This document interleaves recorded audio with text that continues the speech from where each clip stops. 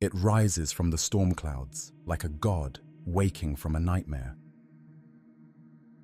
A shape without edges, a hunger given form.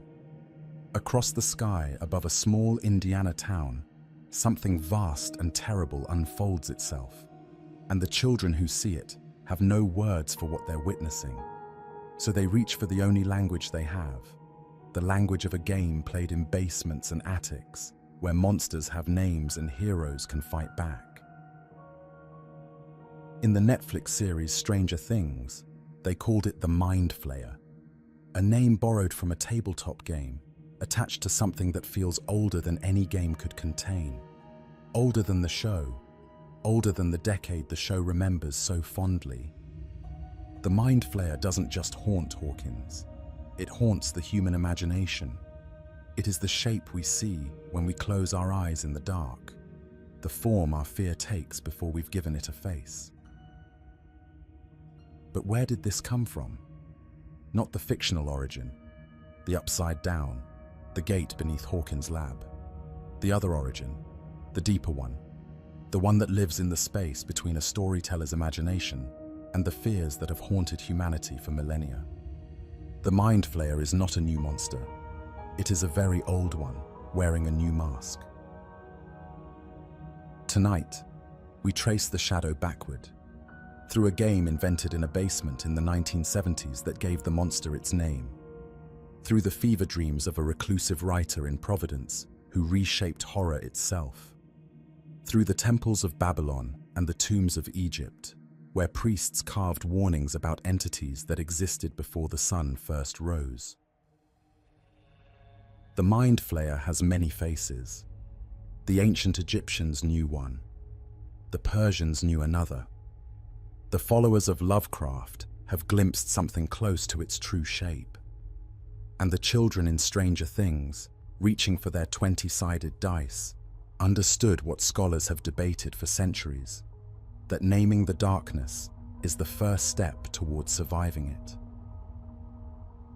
Every culture that has ever feared the dark has seen one of these faces.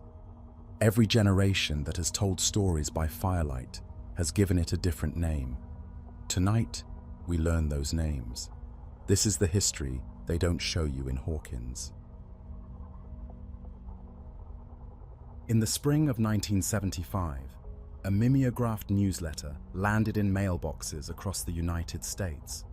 It was called The Strategic Review, produced by a small company in Lake Geneva, Wisconsin, a company that had, just 1 year earlier, published a strange new kind of game.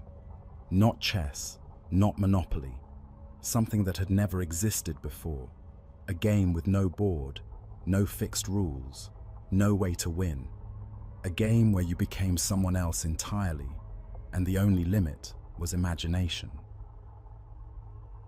Dungeons & Dragons was barely a year old, but it was already spawning a subculture. In basements and dorm rooms across America, players gathered around folding tables covered in graph paper, pencil-drawn maps, and handwritten notes. They rolled strange dice with too many sides and constructed elaborate fantasy worlds that existed only in shared imagination. But fantasy needs conflict, and in that first year, the game needed monsters, creatures for heroes to fight, terrors to populate the darkness beyond the torchlight. Dragons were obvious. Goblins and orcs came from Tolkien, but the designers wanted something new, something that wasn't borrowed from fairy tales or epic fantasy, something that would make players genuinely afraid. The Strategic Review introduced a new horror to the growing bestiary. The creature had no grand debut, no dramatic illustration, no multi-page description. It appeared in a list alongside other monsters, described in clinical terms: a super-intelligent, man-shaped creature with 4 tentacles by its mouth, which it used to extract and consume the brains of its victims. They called it the Mind Flayer. The name was evocative, something that didn't just kill you, but flayed your mind, stripped away the very thing that made you who you were. The man who designed it was Gary Gygax, co-creator of D&D itself. The inspiration came from the cover of a paperback novel he'd seen in a bookstore. Tentacles emerging from darkness, suggesting something vast and hungry and utterly alien. Gygax had glimpsed a monster that would still be terrifying 50 years later. He just didn't know it yet. The book was called The Burrowers Beneath, written by Brian Lumley in 1974. Lumley was a British horror author working in the tradition of H.P. Lovecraft. His novel featured creatures called chthonians, vast, tentacled things that lived deep in the earth and could burrow through solid rock, hunting the surface world from below. The cover art depicted those tentacles reaching upward from underground darkness. Gary Gygax took the tentacles and moved them to the face. He gave the creature a humanoid body, roughly 6 feet tall, with pale, rubbery skin. He gave it intelligence beyond human measure, and an appetite for the one organ that made humanity unique: the brain. The Mind Flayer was born from Lovecraftian cosmic horror and the practical needs of a dungeon-crawling game. It needed to be terrifying, genuinely disturbing in a way that would make players dread encountering it. But it also needed statistics, hit points, armor class, attack bonuses, the mechanical scaffolding that made D&D function. The genius of Gygax's design was that the horror survived the translation. The Mind Flayer remained alien even when reduced to numbers on a page. Its signature ability was the Mind Blast, a cone of psychic energy that stunned every creature in range, leaving them helpless as the creature approached. Players who rolled poorly found themselves frozen, watching in horror as the Mind Flayer selected its meal. You could kill it, technically, if the dice favored you, if your saving throws succeeded, if your party didn't scatter in panic. But you never forgot that it had looked at your character and seen nothing but food. In the decades that followed, the Mind Flayer grew more detailed, more terrible. Its lore expanded with each new edition of the game, and what emerged was a portrait of a creature that embodied humanity's oldest fears about intelligence, control, and consumption. The game's designers gave the Mind Flayers a history. In ancient times, they had ruled a vast interstellar empire, enslaving countless species across the cosmos. Their slaves built their cities, served their whims, and provided an endless supply of brains. The empire seemed eternal, but slaves remember, slaves plan, and eventually the slaves rose up. The Gith rebellion shattered the Mind Flayer empire. The former slaves, gifted with psionic powers they had learned from their masters, hunted the Illithids to near extinction. The survivors fled underground, into the deepest caverns of 1,000 worlds, nursing their wounds and plotting their return. What had been an empire became scattered colonies, each centered on an elder brain, each dreaming of the day they would reclaim their dominion. The Mind Flayer does not simply kill, it enslaves. Its psychic powers allow it to dominate minds, turning people into thralls, puppets who serve without question, who have forgotten they ever had wills of their own. This is the theft of self, enacted through invisible chains. And deep in the game's lore, there's a reason for this cruelty. It's what they've always done. It's what they're trying to do again. And then there is the feeding. A Mind Flayer requires humanoid brains to survive, not as a preference, but as a biological necessity. Without them, it weakens and dies. The creature wraps its tentacles around a victim's skull, pierces the bone, and extracts the organ while the victim is often still conscious. The brain is not just nutrition. It carries memories, knowledge, secrets. When a Mind Flayer feeds, it consumes identity. Everything you were becomes part of the thing that killed you. But the most disturbing aspect is how new Mind Flayers are made. They reproduce through seromorphosis. A parasitic tadpole is implanted into a humanoid host, inserted through ear, eye, or mouth, and over the course of 7 days, It consumes the host's brain from within, replacing it with itself. The body transforms. Tentacles push through the mouth. The skull reshapes. The person who once inhabited the body is gone, utterly erased, and something else wears their shape. The host never sees it coming. At the center of every Mind Flayer colony sits something worse.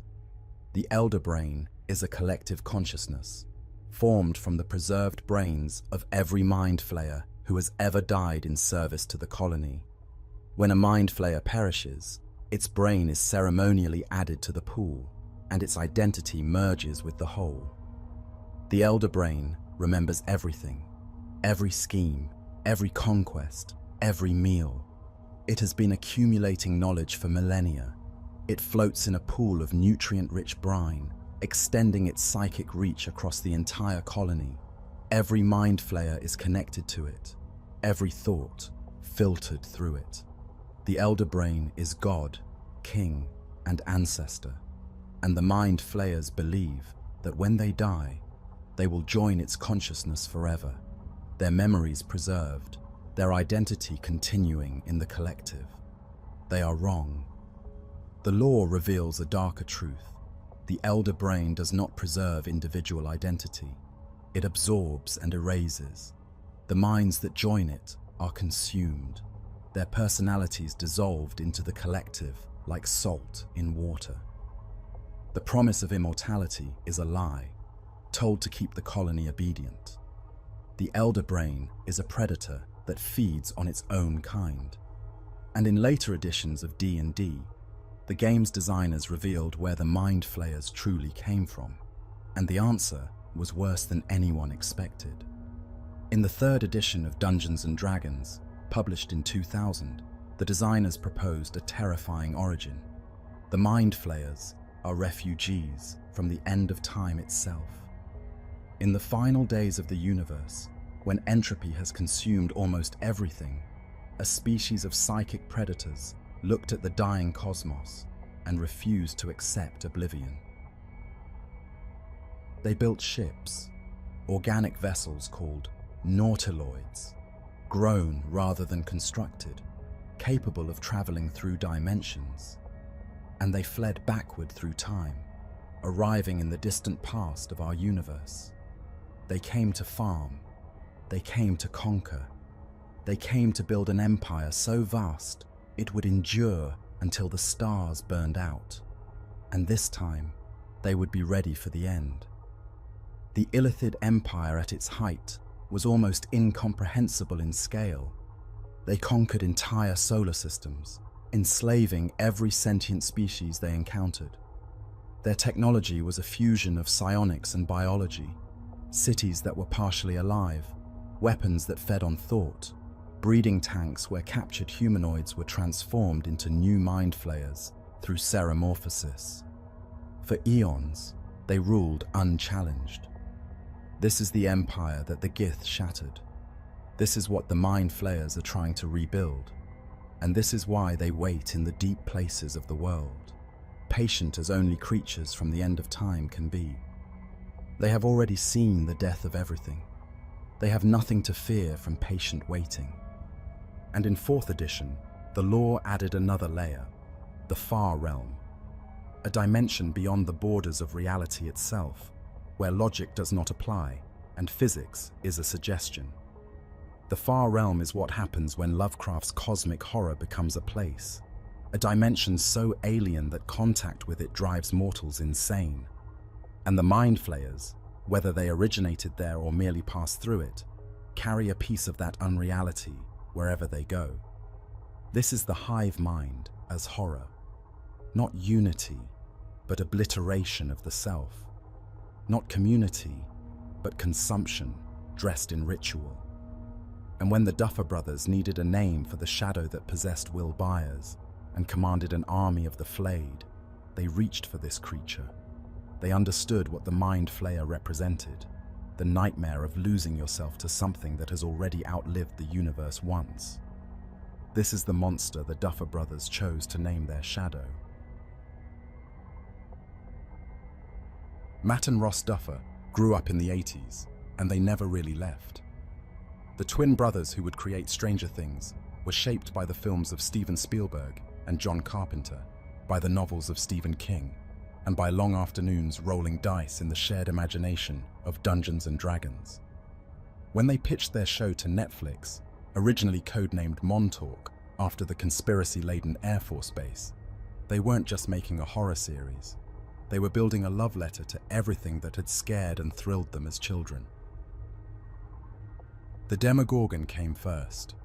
Named for the demon prince of D&D, it was the Season 1 monster, animalistic, predatory, hunting by instinct rather than intellect. It was terrifying, but it was simple, a shark with legs. For Season 2, the Duffers wanted something worse, something that thought, something that planned, something that didn't just want to kill you, it wanted to become you. They reached for the Mind Flayer. The Duffers have cited John Carpenter's The Thing as a major influence, that 1982 horror film about a shape-shifting alien that assimilates and imitates its victims. The paranoia of The Thing isn't about death, it's about not knowing if the person next to you is still themselves. The Mind Flayer would bring that paranoia to Hawkins. In interviews, the brothers described their process as intuitive rather than analytical. They didn't sit with a list of Mind Flayer lore and methodically adapt it. Instead, they took the feeling, the creeping dread of psychic domination, the horror of a vast intelligence that sees humanity as tools, and translated it into their own visual language. The shadow in the storm in the mind. What emerged was something that felt ancient, even though it was invented for television. And that's the trick of great monster design, borrowing from archetypes so old that audiences recognize them without knowing why. When the Mind Flayer filled the sky above Hawkins, viewers who had never played D&D, never read Lovecraft, never heard of Nyarlathotep, they still felt a primal recognition. They had seen this shape before, in nightmares, in stories told by firelight. Will Byers was the first to feel it. After his rescue from the Upside Down in Season 1, something came back with him. A connection, a presence that lurked at the edge of his vision, that spoke to him in dreams and dragged him into visions of another world. The Mind Flayer didn't attack Will. It infiltrated him. It made his body a receiver, tuned to a frequency from somewhere else. A host. "He likes it cold," Will whispers, in one of the show's most chilling moments, speaking as the creature rather than himself. The line is genius because it reveals the Mind Flayer's nature without explanation. Heat hurts it. Fire drives it out. This is the shadow that lives in the absence of warmth, in the cold spaces between stars. And the show never stops to explain why. It just lets the dread accumulate. The Mind Flayer works through proxies, through vessels, through people who look like your friends but have become something else. By Season 3, the Mind Flayer had learned. It couldn't take 11. Her power was too great, her will too strong, so it built an army another way. The Flayed were ordinary people of Hawkins, a reporter, a lifeguard, housewives, children. The Mind Flayer possessed them and then liquefied them, transforming human bodies into biomass that merged together into something monstrous. A creature of meat and bone and stolen lives, lumbering through the town, hunting 11. The parallels to the D&D Mind Flayer were unmistakable. The thralls, the hive mind, the hunger that consumed identity along with flesh. But the Duffers had done something the game couldn't do. They showed the horror from the victim's perspective. We watched Will lose himself. We saw his terror, his confusion, his desperate attempts to communicate through an enemy that was using his own mouth. We watched Billy Hargrove fight for control of his own body and fail. This is possession as horror. The stolen self, the violated boundary between you and something that wears your face. Stranger things. Season 4 changed everything. The villain we had called the Mind Flayer was not acting alone. Henry Creel, the troubled child with psychic powers who would become the creature called Vecna, had shaped the shadow into its spider-like form.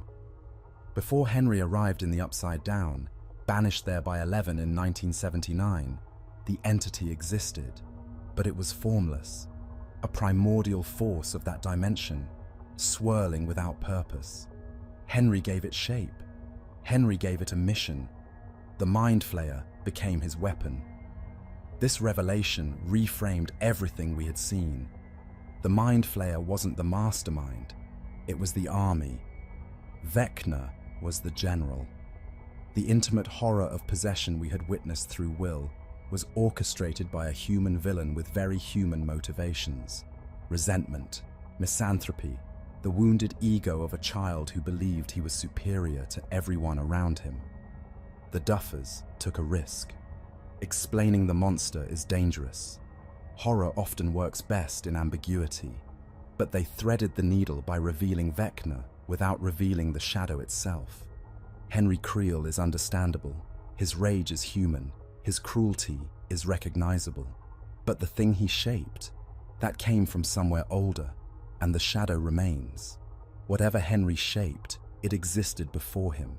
It will exist after him. The Mind Flayer may serve Vecna's purposes, but its essence, the primordial darkness, the consuming hunger, the hive that devours individuality, predates any human agenda. The Duffers understood, perhaps instinctively, that the best monsters are never fully explained. Henry Creel gave the shadow a general, but the shadow itself came from somewhere we've been trying to name since the first human looked into the darkness and felt something looking back. Now that we know what they built, let's trace where each piece came from. In 1890, a sickly child was born in Providence, Rhode Island. Howard Phillips Lovecraft would grow up isolated, anxious, and obsessed with the night sky. He devoured astronomy books as a boy, and the more he learned about the scale of the universe, the more certain he became of one thing: humanity was cosmically insignificant. This wasn't depression speaking, it was philosophy. Lovecraft called it cosmicism, the idea that the universe is vast, ancient, and utterly indifferent to human existence. There are no benevolent gods watching over us. There is no divine plan. There are only the cold mechanics of a cosmos that existed for billions of years before we arrived, and will continue for billions more after we're gone. Whatever intelligence exists out there does not care about us any more than we care about the bacteria in our gut. Lovecraft poured this philosophy into his fiction. Between 1917 and his death in 1937, he created a mythology of cosmic horror that would reshape the genre forever. His stories featured ancient entities that existed before Earth was formed, beings of such incomprehensible nature that merely glimpsing them drove humans insane. In Lovecraft's universe, the greatest horror was not death, it was knowledge. Understanding the true nature of reality would shatter your mind, and at the center of his mythology was a pantheon of cosmic entities, the great old ones, sleeping in the depths of space and ocean, the outer gods, forces of chaos that existed beyond the borders of reality itself. These were not villains in any conventional sense. They were simply there, vast, ancient, and as indifferent to humanity as a hurricane is to a single blade of grass. This is the philosophy that would eventually shape the Mind Flayer, the terror of encountering an intelligence that doesn't hate you, doesn't fear you, doesn't even acknowledge you as worthy of hatred or fear. It simply uses you. Among Lovecraft's creations, one stands apart: Nyarlathotep, the crawling chaos. Unlike the other outer gods and great old ones, who slumber in distant dimensions or beneath the ocean, Nyarlathotep is active. He walks among humanity. He appears in dreams and on street corners, in ancient temples and modern lecture halls.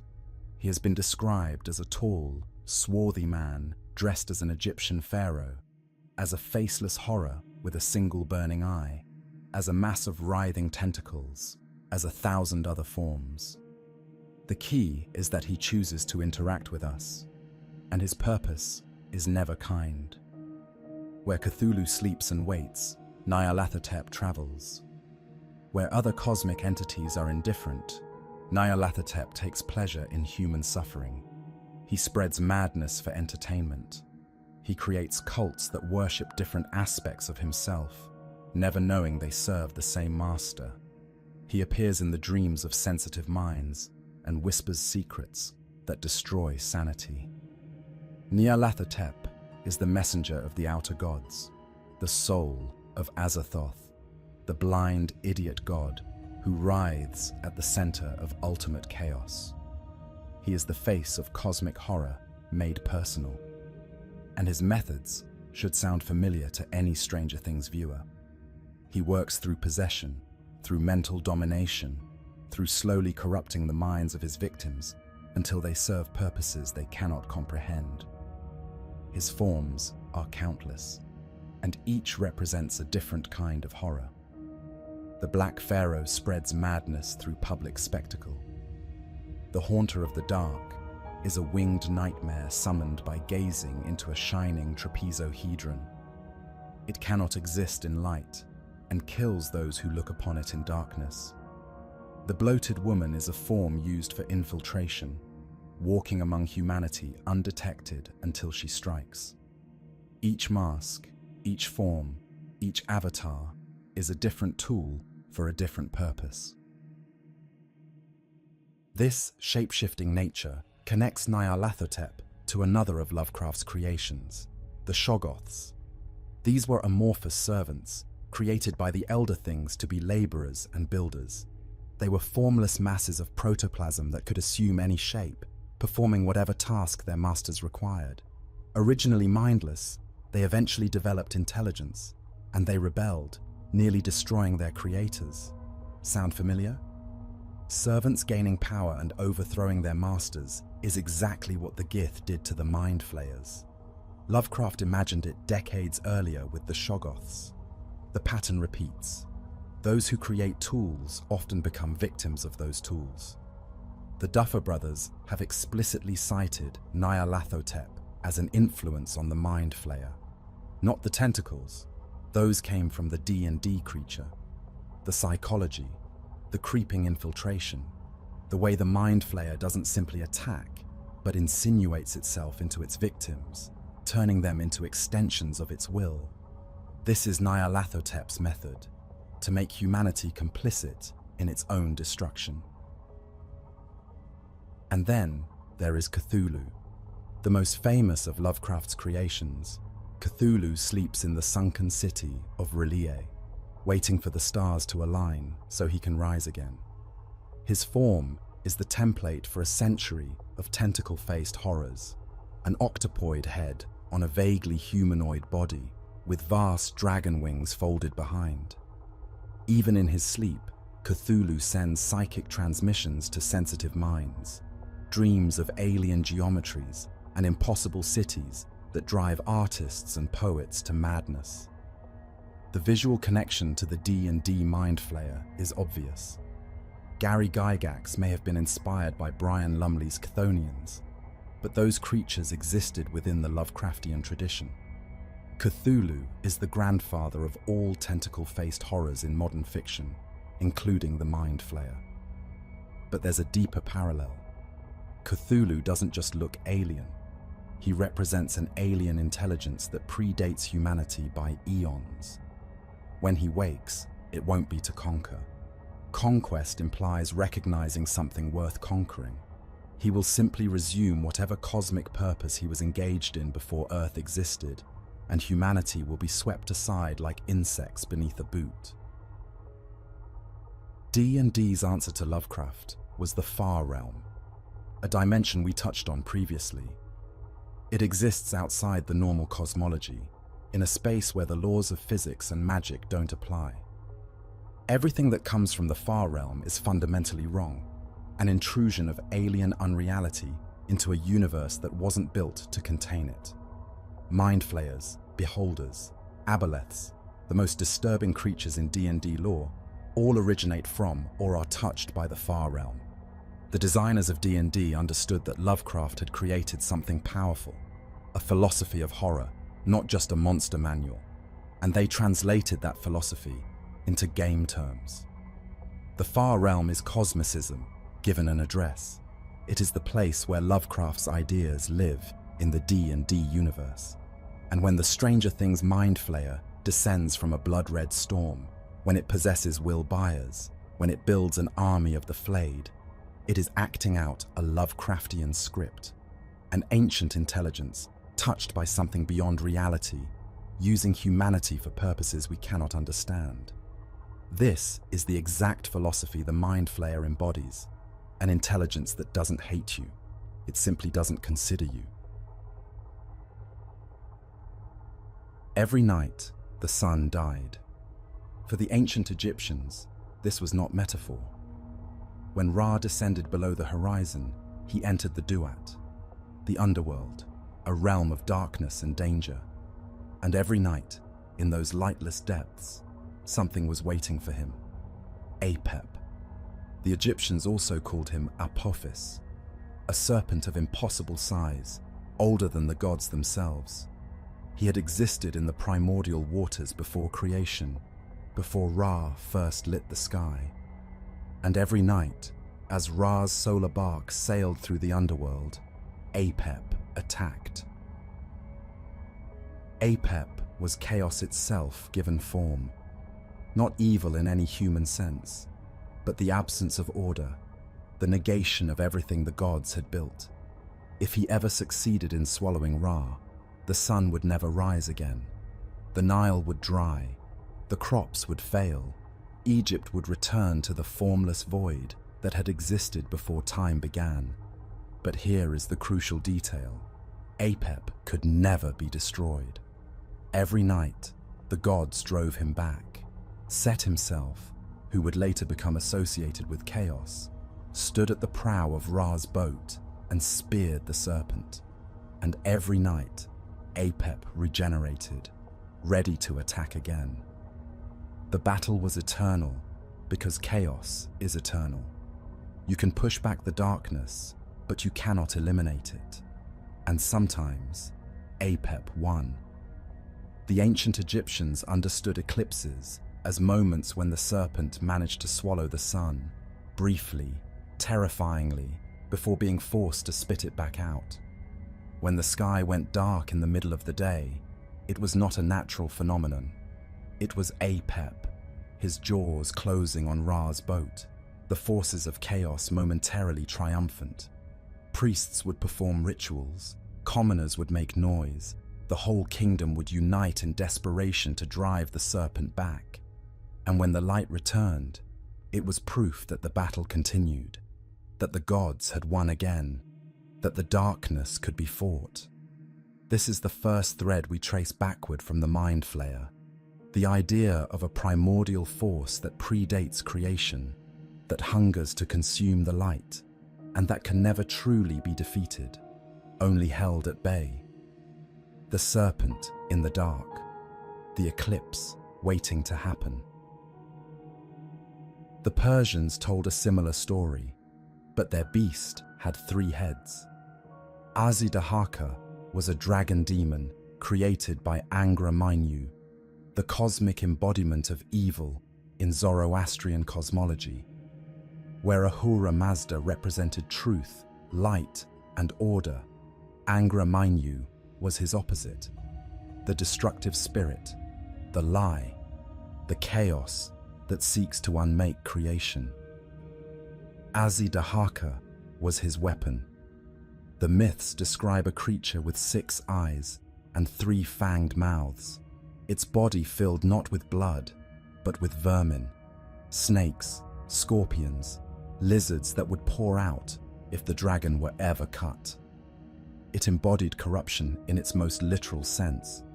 Wherever Azidahaka walked, the land withered. water turned foul, animals sickened and died. The hero Threataona could not kill Azidahaka. The dragon was too powerful, too tied to the fundamental nature of existence. Instead, he bound the creature beneath Mount Damavand, where it remains to this day, waiting. In some versions of the myth, Azidahaka will break free at the end of time, joining the final battle between good and evil, ravaging the world one last time before creation is renewed. The pattern is consistent across cultures. Chaos entities cannot be killed, only imprisoned. They predate the current order and will outlast it. And when they break free, and they always eventually break free, everything humanity has built will be swept away. This is the second thread, the shadow that waits, bound but not destroyed, sleeping but not dead. The Mind Flayer too waits in its dimension, and when the gate opens, it surges through. In Norse mythology, the serpent wrapped around the world itself. Jörmungandr, the Midgard serpent, was one of 3 monstrous children of Loki. When Odin learned of the serpent's existence, he threw it into the ocean. But Jörmungandr grew so large that it now encircles the entire world, grasping its own tail in its mouth. This is the Ouroboros, the serpent that eats itself, the symbol of infinity, of cycles without end. Jörmungandr is Thor's nemesis. They have battled before. Once, Thor nearly pulled the serpent from the ocean while fishing, only for his companion to cut the line in terror. They will meet again at Ragnarok, the twilight of the gods, and destroy each other. Thor will kill the serpent, but its venom will kill him 9 steps later. Go further back still, to Mesopotamia. Tiamat was the ocean before there was an ocean. The primordial salt water mingled with Apsu, the fresh water, to create the first gods. She was creator and chaos at once, the womb of existence. But when her children killed Apsu, Tiamat became the enemy.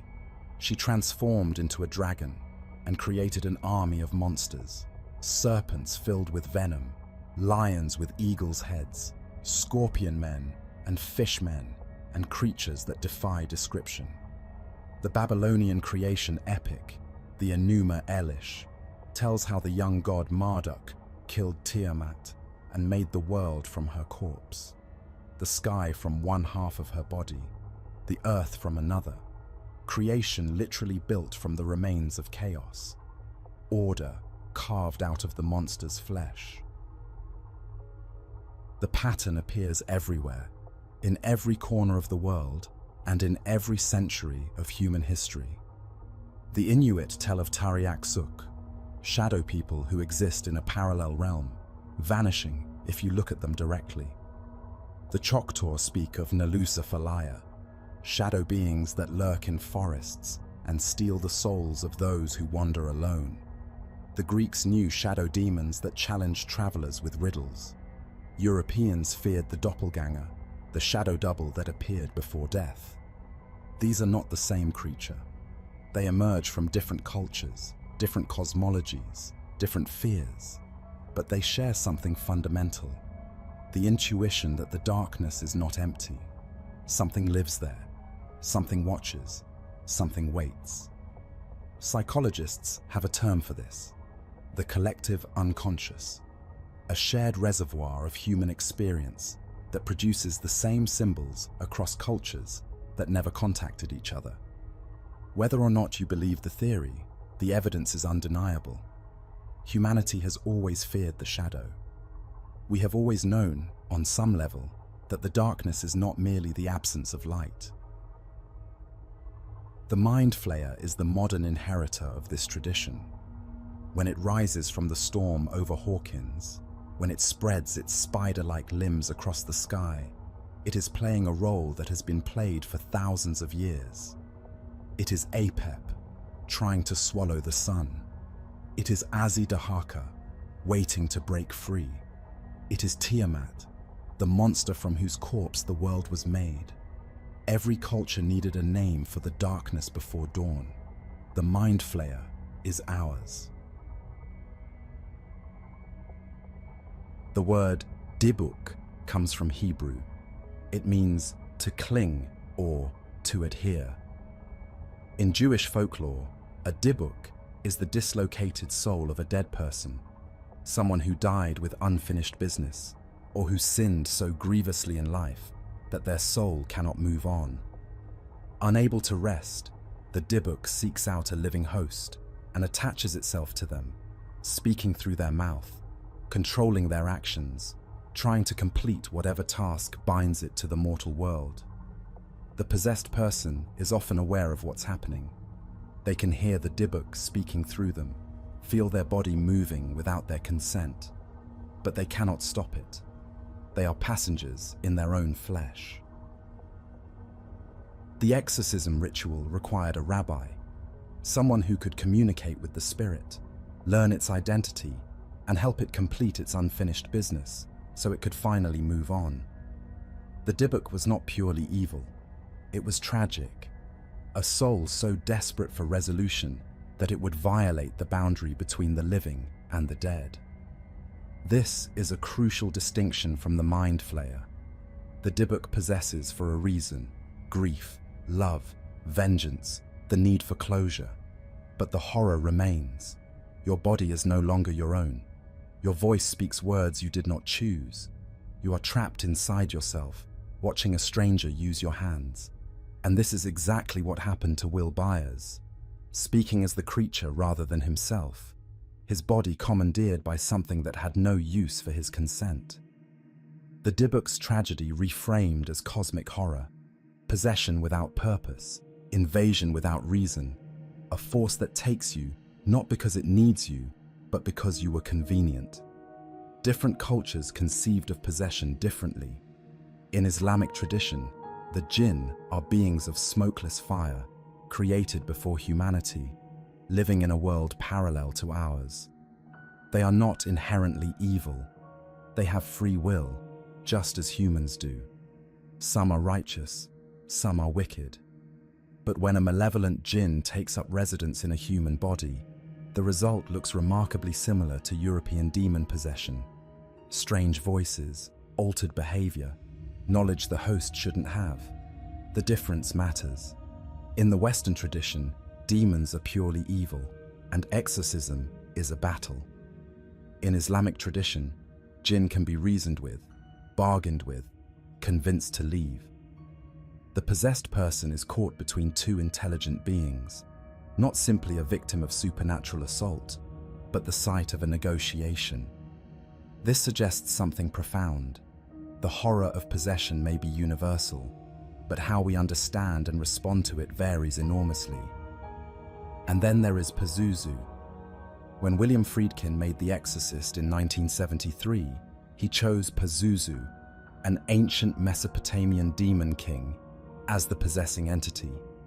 Pazuzu ruled over the southwestern wind that brought famine and locusts. His statue depicted a creature with a lion's face, eagle's talons, serpent's tail, and 4 wings. In ancient Babylon, people actually invoked Pazuzu for protection against other demons, set a thief to catch a thief. The Exorcist changed everything about how America understands possession. After 1973, a generation grew up with the image of a young girl's body used against her, her voice speaking words she would never choose, her limbs contorting in ways that defied anatomy. It was the dibuk and legion and Pazuzu synthesized into a single, searing image, and it set the template that Stranger Things would later adapt with the Mind Flayer. My name is Legion, for we are many. The Gospel of Mark tells of Jesus encountering a man possessed by demons in the country of the Gerasenes. The man lived among the tombs, crying out day and night, cutting himself with stones. No chain could hold him. When Jesus asked the demon its name, it answered with a number, Legion. Not one spirit, but thousands, a hive of entities sharing a single host. The horror of Legion is the horror of multiplicity. One possessing spirit is terrifying enough. But the idea that an army of minds could inhabit your body, that your single consciousness could be outnumbered and overwhelmed by a collective intelligence, this is a different kind of nightmare entirely. The Mind Flayer operates the same way, but inverted. Legion was many spirits possessing one body. The Mind Flayer is one spirit possessing many bodies. The Flayed of Hawkins were individual people, a reporter, a lifeguard, ordinary citizens. But they moved as one. They spoke as one. They served one purpose. This is the hive mind as possession, not a spirit clinging to you, but you becoming a cell in something larger. Your identity doesn't coexist with the invader. It dissolves into it. Billy Hargrove could still surface, could still fight for moments of clarity, but the Mind Flayer was always there, always waiting to pull him back under. I've done things, Max. Really bad things, Billy says before the final battle. The possession left memories. The body remembered what the hive had made it do. And that may be the deepest horror. Not just being used, but knowing you were used and having to live with what your hands did while someone else was steering. Nature provides models for this horror, and they require no mythology to terrify. Deep in the rainforests of Brazil, there lives a fungus called Ophiocordyceps unilateralis. It infects carpenter ants.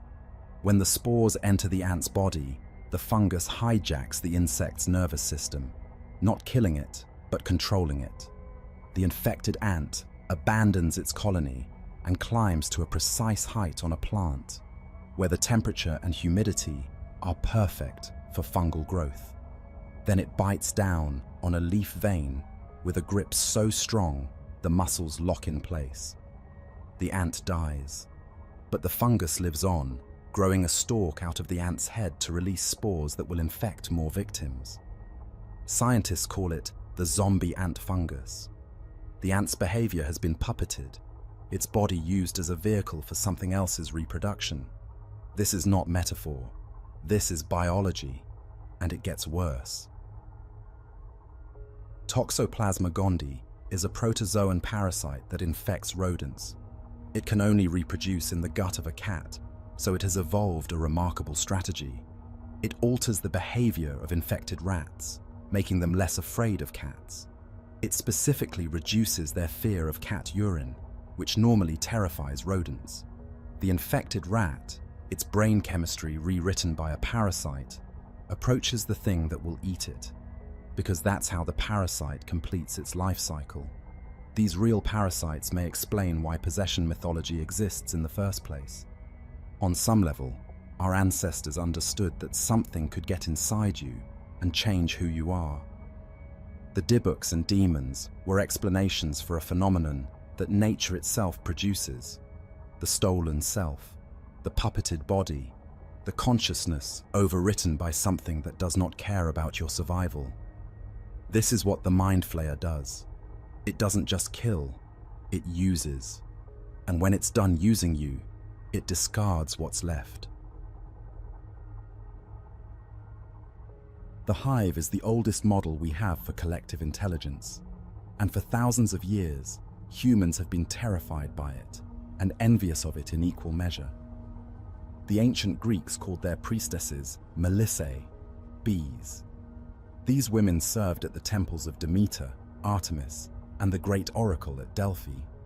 The Pythia herself, the most famous prophet in the ancient world, was called the Delphic bee. Bees represented divine order, resurrection, and the society that works as one organism. Honey was ambrosia, the food of the gods, the substance of immortality. But there is a dark side to this admiration. The individual bee is nothing. It lives and dies for the hive, and the hive does not mourn it. The queen is not a ruler in any human sense. She is a reproductive organ, as much a slave to the colony's needs as the workers who serve her. The hive has no ego, no conscience, no mercy. It simply continues, generation after generation, pursuing its collective survival with an efficiency that human societies have never achieved.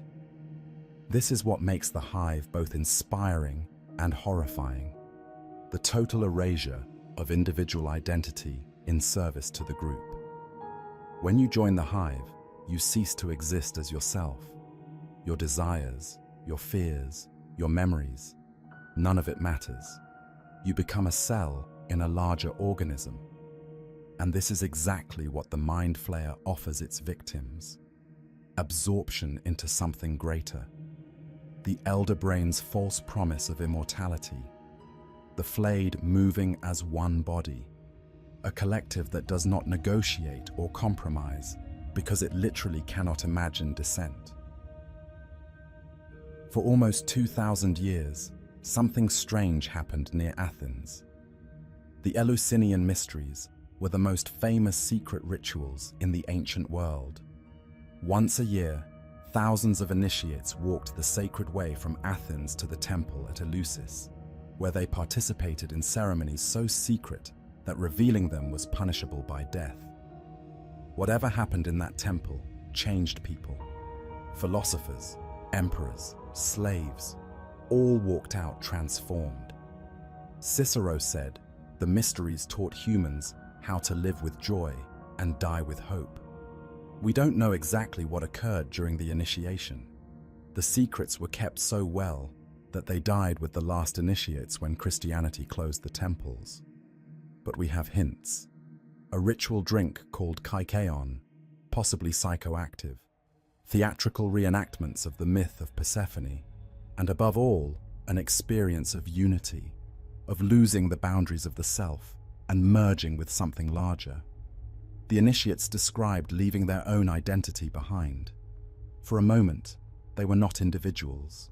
They were part of something vast, connected to the goddess, to each other, to the cycles of death and rebirth that governed all of nature.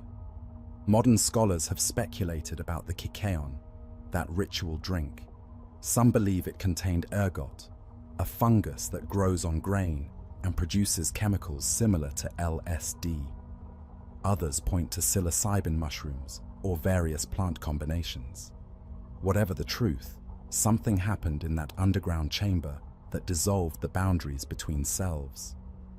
Thousands of people, over nearly 2 millennia, describe the same experience: the death of ego, the union with something cosmic. To the Greeks, this was sacred. To lose yourself in divine communion was the highest spiritual achievement. But viewed from another angle, the angle of the Mind Flayer, it looks less like transcendence and more like consumption. What if the goddess at the center of the mystery was hungry? What if the unity you felt was the digestion beginning? The line between mystical union and horrific absorption is thinner than we might like to admit. The experience of ego death, of losing the boundaries of self, can be interpreted as enlightenment or as annihilation, depending on what's waiting on the other side. And in our own time, we have created new forms of collective consciousness. Algorithms that predict our desires before we know them.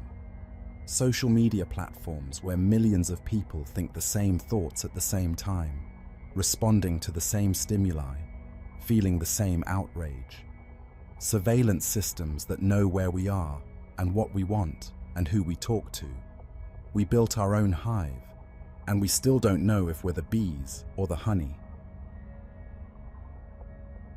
Carl Jung called this the collective unconscious, the idea that beneath our individual minds lies a shared layer of human experience, populated by archetypes that appear across all cultures. The shadow, the mother, the trickster, the devouring monster. These aren't learned, they're inherited. They emerge spontaneously in dreams and myths because they are built into the structure of the human mind. Jung saw this as beautiful.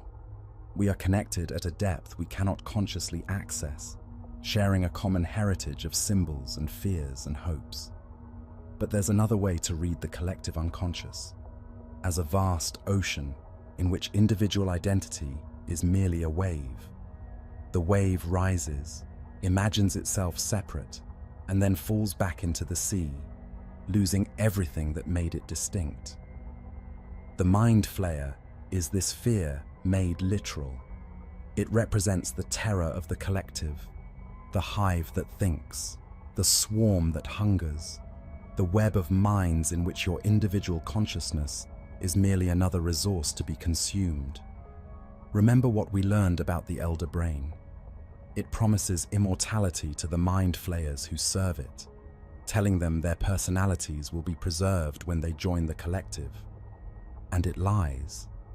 Their identities are dissolved, absorbed, erased. The elder brain feeds on its own kind. The Mind Flayer of Stranger Things operates the same way. The flayed do not gain community. They lose everything that made them who they were. Billy Hargrove fights to surface and occasionally succeeds. But the Mind Flayer is always there, always hungry, always pulling him back down. This is the final thread we trace backward. The fear that the collective is not a family, but a predator. That when you lose yourself in something larger, you don't transcend, you disappear. That the hive is not sacred but hungry, and the Mind Flayer is always hungry. The children of Hawkins gave it a name. When Will Byers tried to describe what he'd felt, the cold, the invasion, the presence that had taken control, the group reached for the monster manual. They flipped through creatures until they found one that matched. A purple humanoid with tentacles where a face should be. An aberration from beyond reality. A creature that fed on minds. Mind Flayer. The name didn't make the thing less terrifying, but it gave them something they could work with. A named enemy could be studied. Its weaknesses could be researched. A plan could be formed. This is what humans do when faced with the incomprehensible. We reach for frameworks we understand and apply them to things we don't. Our ancestors did this around fires 10,000 years ago. When darkness fell and predators began to hunt, the first storytellers gave the terror a shape. They drew it on cave walls. They performed rituals against it. They told each other, "This has happened before, and we survived." The Egyptians told stories about Apep, the serpent who attacked the sun god's boat every night. When eclipses darkened the sky, priests performed rituals to drive the serpent back. The darkness was real, but so was the framework for fighting it. The Persians bound their dragon beneath a mountain. The Norse gave their world serpent a place in the cosmic order. Every culture found a way to contain the chaos, at least in narrative form. Lovecraft turned this instinct into philosophy. Gygax turned the philosophy into game mechanics. The Duffer Brothers brought it to a small Indiana town and put the monster manual in the hands of kids who'd been training for this fight their whole lives. The Mind Flayer hasn't gone anywhere. It waits in the upside down, in the far realm, in whatever space exists between what we know and what we fear. And we keep preparing. A new generation discovers the monster manual. They learn the stats, the abilities, the vulnerabilities. They roll dice against creatures that shouldn't exist. They're doing what humans have always done, transforming the nameless into the named, the chaos into story, the terror into something that can be faced. The darkness has many faces, but so do we.